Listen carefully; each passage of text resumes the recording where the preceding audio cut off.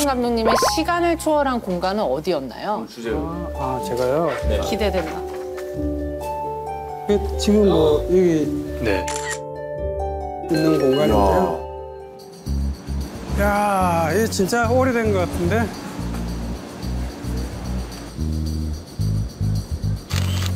여기가 소라 아파트.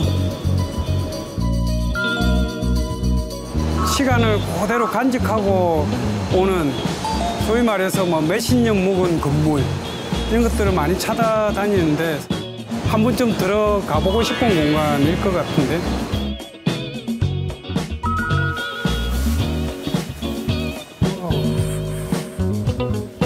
Wandering the streets all through the night,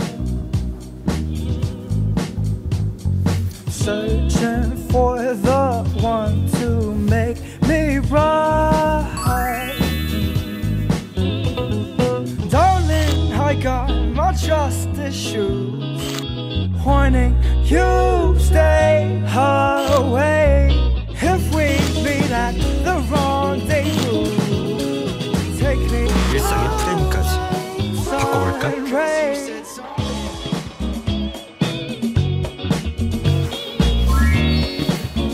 와우, 진짜 굉장히 영화적인데? 특히 색감이 독특하네. 네, 이쁘죠? 네. 우리가 보면 그랜드 부다페스트 호텔이라는 영화, 웨스 앤더슨 감독의 영화가 보통 이런 색감들이 굉장히 많잖아요. 초현실적인 느낌. 네, 거기에 갖다 넣어도 손색이 없을 정도로 조금 비현실적이면서 굉장히 이뻐 보이잖아요. 근데 조한성 감독님은 왜 저기서 봉준호 감독님을 떠올리신 거예요? 아, 그거는요. 사실은 이제 예전에 봉준호 감독님이 데뷔작이 프란다스의 개라는 영화거든요. 딱 그 장면 떠오르네. 네. 개 한 마리 납치된 걸 찾겠다고 배두나 씨하고 이승재 씨하고 이 골목을 이 아파트 복도를 엄청 뛰어다니거든요. 그러니까 그런 거 있잖아요. 나 잡아봐라처럼 어떤 인터뷰를 제가 본 기억이 있어요. 그러니까 봉준호 감독님이 이 좁고 긴 복도를 보면 좀 설레는 마음이 생긴다. 근데 그러고 나서 보니까 뭐 마드, 그다음에 설국열차, 기생충까지 복도형을 굉장히 좋아해요. 음악가들이 왜 악상 떠오르듯이 이런 공간이 약간 영감을 주는 그런 느낌이 있나 봐요. 그런가 봐. 재밌다. 유 교수님도 다녀오신 걸로 네. 알고 있는데 좀 설명을 해주세요, 이 공간에. 복도식 아파트는 사실 그냥 일종의 골목길을 이렇게 적층했다고 보시면 될 것 같아요. 그게 복도가 있고 그다음에 자기 집으로 들어가고 한층 더 쌓으면 그게 이제 복도식 아파트가 되는 거죠. 근데 이게 특별한 이유는 이게 미음자로 돼 있는 게 특별한 거예요. 지금 말씀하신 복도가 만약에 일자로 돼 있으면 보통 우리나라 아파트 판상형 복도잖아요.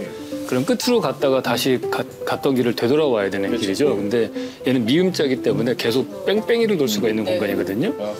그런데 우리가 미음자로 똑같이 만들어도 각각의 복도가 동서남북 네 방향으로 보이잖아요.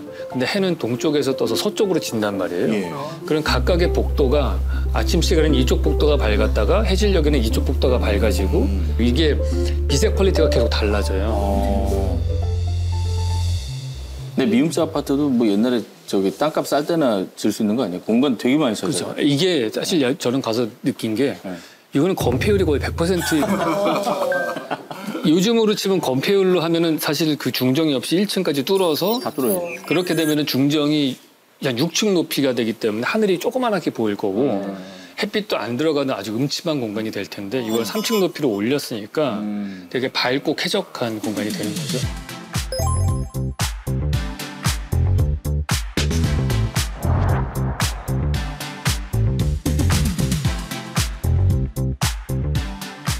우리나라는 특히나 이제 남향 중심이잖아요. 미음자로 만들면 북향, 서향이 나오는 수밖에 없는 상황이 돼서 그게 아파트가 되면서부터는 다 그게 미음자를 안 하는 쪽으로 가는 방향이 되는 거예요.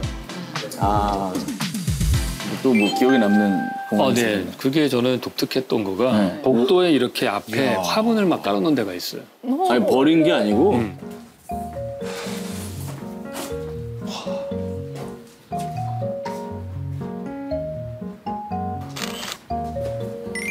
저 집이 짱인데. 왜냐면 여기가 모든 동선의 끝에 있잖아요. 아무도 통과하는 사람이 없어요. 그러니까 저 앞에 제일 화분을 많이 갖다 놓은 거잖아. 자기 마당이니까. 제일 통과하는 사람이 없으니까. 맨 동선의 끝에 있는 집들. 거기는 왔다 갔다 하는 사람이 없으니까. 비싼 집. 그러니까 거기가 제일 프라이버시가 좋은 집이 되거든요. 그래서 이 집 같은 경우도 보면은 거기가 그 집이 화분이 제일 많이 놓여져 있어요. 그 집값이 제일 비싸겠네요. 저라면 거기 살 것 같아요. 맨 꼭대기층이면은 똑같이 4층 집보다는 5층 집, 5층 집보다는 6층 집이 햇빛이 더 많이 들거든요. 하늘이 더 많이 보일 거고. 그러니까 거기가 제일 컨디션이 좋은 거죠. 그리고 그 대문이 다 달라요. 예, 보시는 아파트 것처럼. 대문이요? 아파트 대문이. 아, 진짜요? 어머 어머. 어머 어머. 이렇게 보면은 어머, 집집마다 커스텀을 했어요? 이게 뭐 딴 게 현대식이네, 아니고 약간. 오래되다 보니까 아파트가 오래되니까 고치면서 자기 대문을 계속 바꾸는 거예요. 그걸로 자기 집의 개성을 표현하는 거죠. 어머 너무 재밌다. 진짜 재밌다. 이런 거 좋다.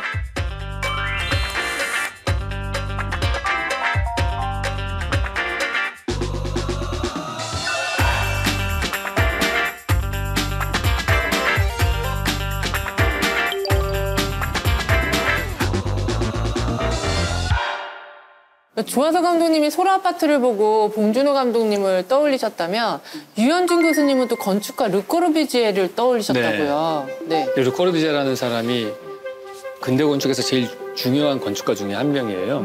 그러니까 어떤 면에서 중요하냐면은 철근 콘크리트를 처음으로 건축에 적극 도입하신 그런 분인데 이분이 최초의 아파트나 주상복합을 만드신 분이에요. 그 사람 작품 중에 유니테 타피타시옹이라고 네. 그 프랑스 남부의 마르세유에 있는 아파트가 있어요. 네. 이 건물이 되게 독특한 게 12층짜리 건물인데요. 네. 여기가 중간에 5층에 상가가 있어요.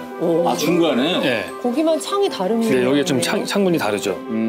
그리고 꼭대기에는 유치원하고 뭐 수영장 이런 게 있어요. 재밌다. 웃긴다.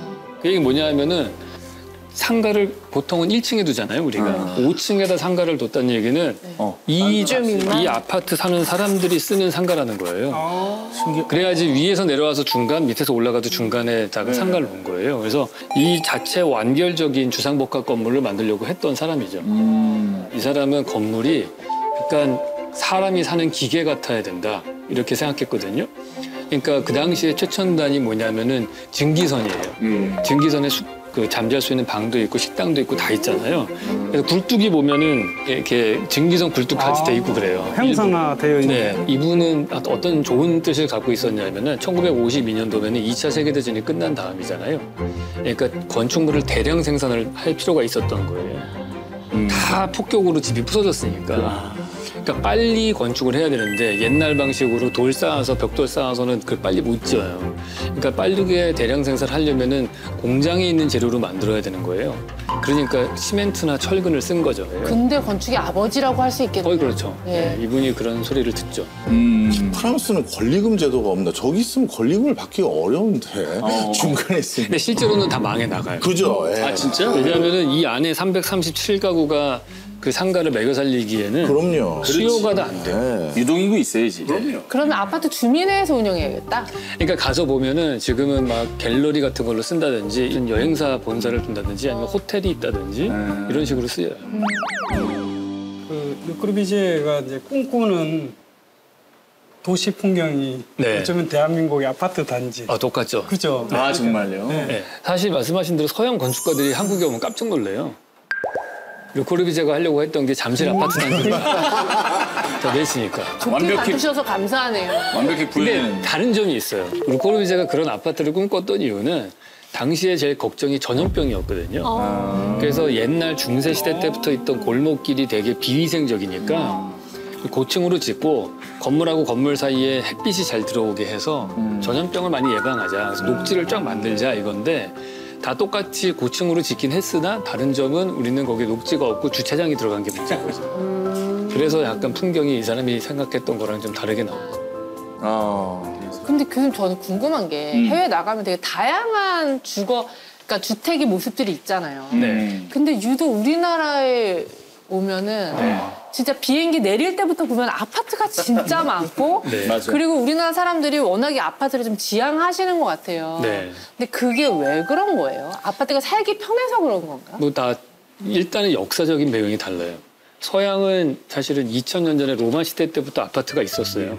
인슐라라고 그래가지고 한 8층 정도 높이의 주상복합 건물이 있었거든요. 그리고 그 당시에 부자들은 도무스라고 해서 주택에 살았어요. 그러니까 서양 사람들은 중산층 이하의 사람들이 아파트에 살고 부자들은 주택에 살지 이렇게 딱 잡혀 있는데 우리나라는 말씀드린 대로 다 단층짜리 집에 살았잖아요. 맞아요. 이 아파트가 처음으로 만들어진 고층 주거인데 뭐가 큰 차이점이냐면은 자동차 시대였잖아요, 70년대가. 근데 강북의 집들은 주차가 거의 불가능해요. 골목길은 차를 갖고 갈 수가 없고. 이 아파트는 시민들에게 편리하고 값싼 주택을 제공하기 위해서 중앙산업에서 서부덕일 기사의 설계에 의해서 완성한 것입니다. 아파트, 강남에 있는 아파트는 주차장도 편안하고 온수도 나오고 제일 중요한 것 중에 하나가 철문을 닫으면 1층에서 경비 아저씨가 막아주셔서 가정주부들이 낮 시간 동안에 밖에 나갈 수가 있어요. 그러니까 여권 신장이 되는 공간인 거예요.